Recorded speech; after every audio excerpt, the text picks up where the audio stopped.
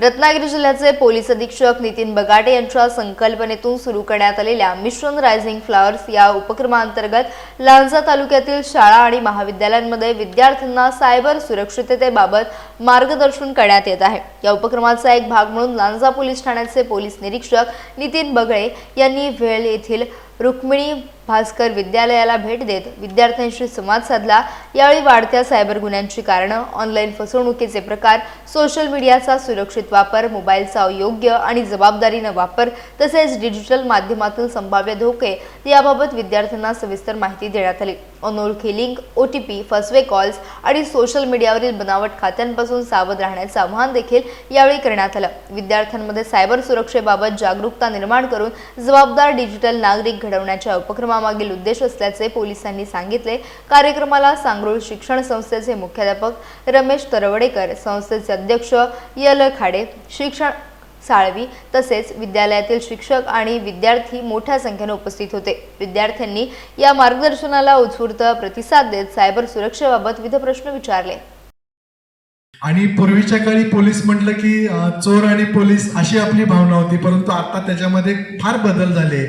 आज वेगवेगळ्या प्रकारच्या गुन्ह्यांमध्ये बदल झाले। जसं समाज बदलतो, जसं वेगवेगळ्या वळणांवरती आज इलेक्ट्रॉनिक मीडियाचा खूप मोठ्या प्रमाणामध्ये वापर आज मानव करायला लागलेला आहे। त्याच्यामुळं इलेक्ट्रॉनिक मीडियाच्या माध्यमातून मोबाईल असेल, कॉम्प्युटर असेल, आपला इंटरनेटच्या माध्यमातून होत असणारे गुन्हेगारी असेल, या सर्वाला सुद्धा आळा घालण्याच्या दृष्टीनं आपणा सर्वांचं मार्गदर्शन होणं हे खूप गरजेचं आहे।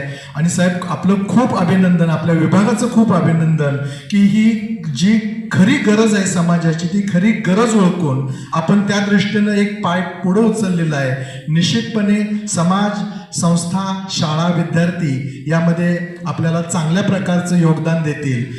अश्लील फोटो पाठवायचे, काहीतरी व्यवस्थित ट्रिम केलेला फोटो पाठवायचे, एखादी क्लिप पाठवायचे, तर मी माझ्या नावाने पाठवणार का?